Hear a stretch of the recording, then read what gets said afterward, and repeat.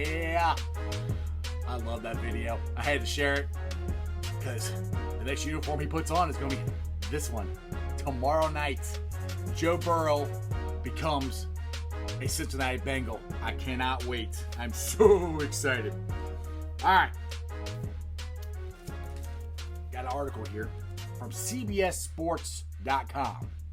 I'm sure this is breaking news. If you watch my show, it's not breaking news because I've been saying it since February. But CBSSports.com is reporting that the Bengals have informed Joe freaking Burrow that he will be the number one pick. Duh. The Bengals told Burrow early due to the fact that the draft could turn into total chaos. I think it's going to be all right, but we'll see.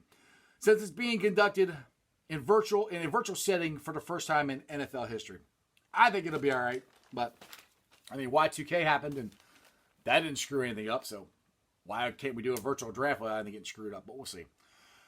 All right, I got some interesting stuff from Zach Taylor and Duke Tobin.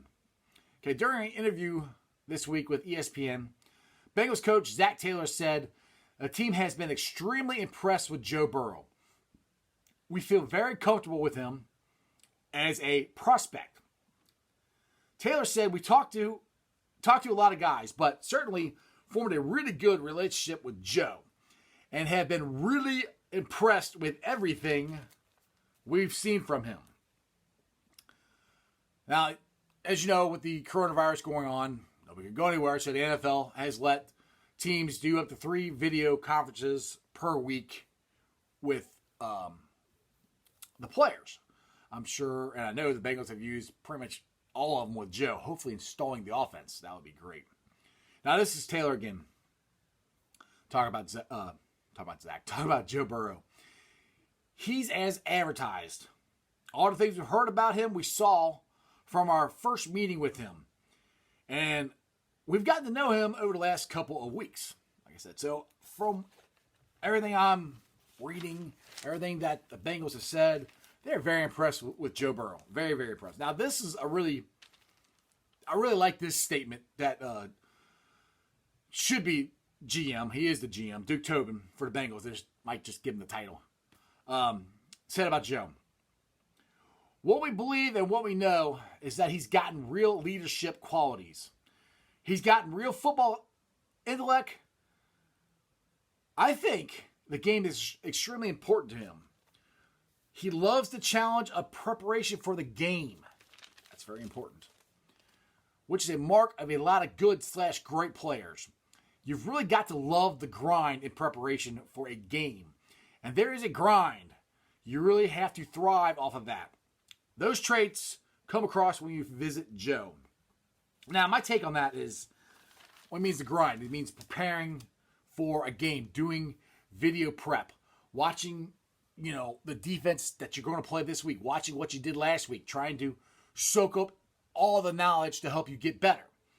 And the best way I can say this is, I look at it this way.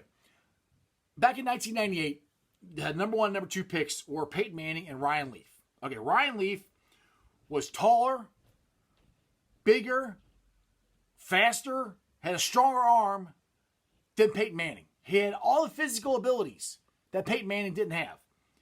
But Peyton Manning loved the grind. He loved the preparation. He loved doing it. I mean, if you ever watch him on details on ESPN, it's ridiculous how he can click back and forth and he knows what is going on. It's just years of doing this.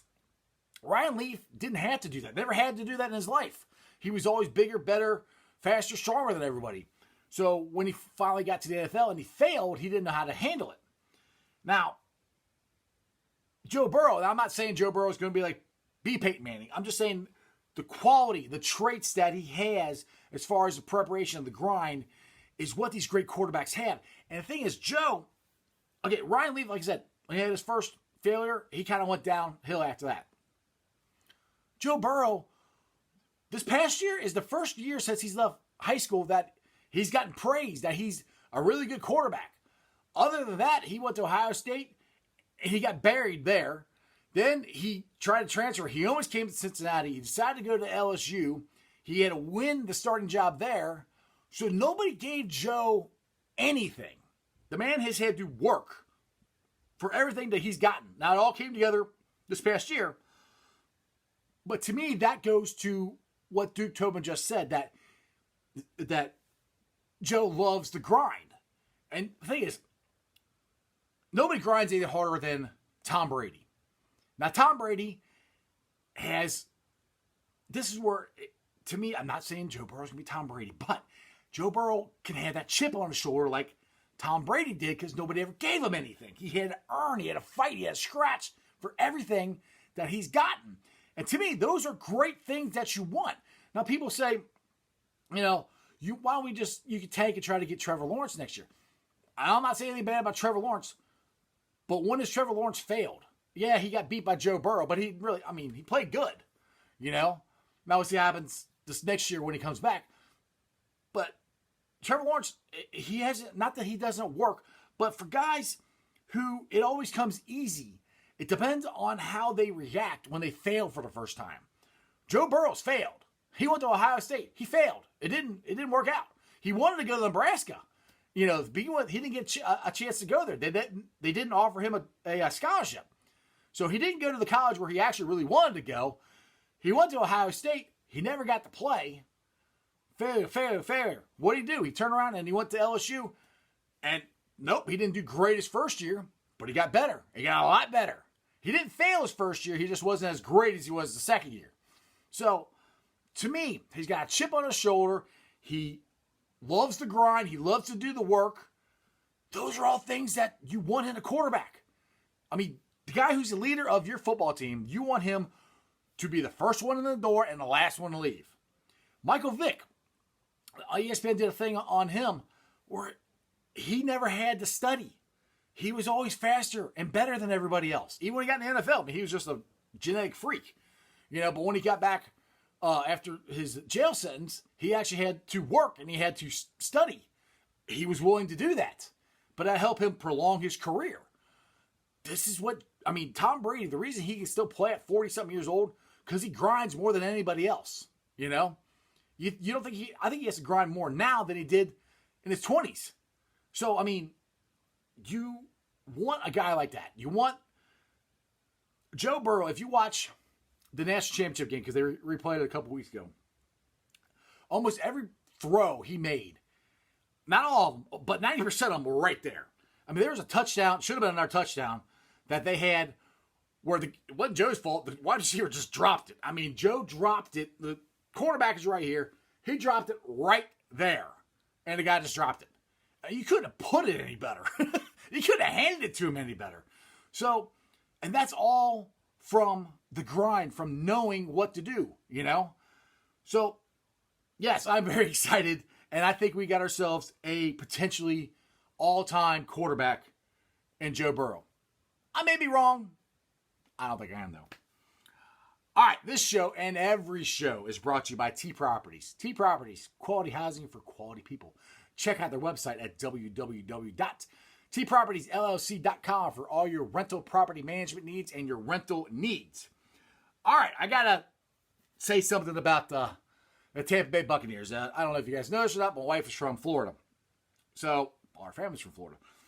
My nephews, my sister-in-laws, they're all going nuts because they got Tom Brady. Now they're going crazy that they got Gronkowski. One sister-in-law is like, well, I don't know if I want Gronkowski because then everybody's going to think we won just because we got all the Patriots players. Well, you didn't get all the Patriots players. You got two. And as a Bengals fan, I wouldn't care. I'll take whatever player you want to give me. If I win the Super Bowl, I don't care what team he used to play for. He's playing for my team now. But anyway, so my prediction, because the Super Bowl is in Tampa, my prediction is going to be Tom Brady, the GOAT, versus the future GOAT, Joe freaking Burrow, in the Super Bowl. Who's with me? This is all just, I'm being silly. But if that does happen, I'm going to Florida and find a sports bar. Won't be watching it with my in-laws because they'll be rooting for the Buccaneers. But I'll be going if that happens. But who knows? Like I said, don't blow me up saying you're crazy. I'm just being silly. I don't know. All right, we do have some baseball news here. MLB has come out with come down to the Red Sox for the sign stealing allegations.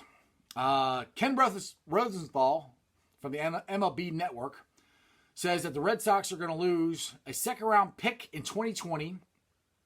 That's not that bad. They are getting J.T. Watkins, who is a replay guy, is being banned for the 2020 playoffs, and they said he can't do the same job in 2021. So he's banned throughout the playoffs and through 2021. So, okay. This other one, Alex Cora, who's the manager, or was the manager of the Red Sox, he's banned throughout the 2020 playoffs, but only for conduct with the Astros. So I'm kind of... what did they find? I mean, you're banning the replay guy, and they lose a second-round pick. Woohoo!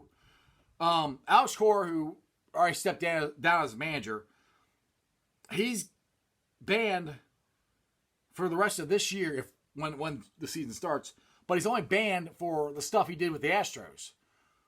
So I'm kind of confused. Did whatever the Red Sox did, it just fell on the replay guy? I mean, no players, no coaches, nobody else was involved? That's just kind of, I don't know.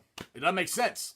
But Rob Manfred does a lot of stuff to me that doesn't make sense. So, anyway, that's what he said. Hey, we can discuss it on my Facebook groups. And the baseball one is Reds Country. Then you have Bearcat Country, and you have Bengals Nation. Check all those out. They're fun to talk about and discuss. And you guys tell me what you think down below of how you're interpreting what they just came down and said about the Red Sox. It really doesn't make any sense to me. That sounds like they're getting nothing. Wow, you lost your replay guy and you lost a second-round pick. Okay. What'd they do? I don't know. All right, YouTube subscribers, you guys have been awesome as always. I'm at 400 subscribers. Actually, I'm at 403. Really appreciate that a lot. Let's try to get to 500 as fast as we can. All right, if you're listening to us on a podcast, on Apple Podcasts, do me a favor. Give me a 5-star review. And if on any other ones, Beanpot, Spotify, like my show, and it pops up on your phone every day. If you're interested in my Facebook page, you can like that. It's Sports Strawberry Ice. You can follow me on Twitter. Same thing, Sports Strawberry Ice. The handle is Jeff A. Trennepohl. That's Trennepohl. I'm also on Instagram. Alrighty. I don't know about you guys. I cannot wait till tomorrow night. I got it all set. I got Friday off work because I work at nights at UPS. So I'm taking Friday off. So I'm going to work tonight, come home, take a nap, and get ready to watch the Bengals draft Joe Burrow and see how this virtual draft thing works out. I really think it's going to be all right. So, that's just sports, baby.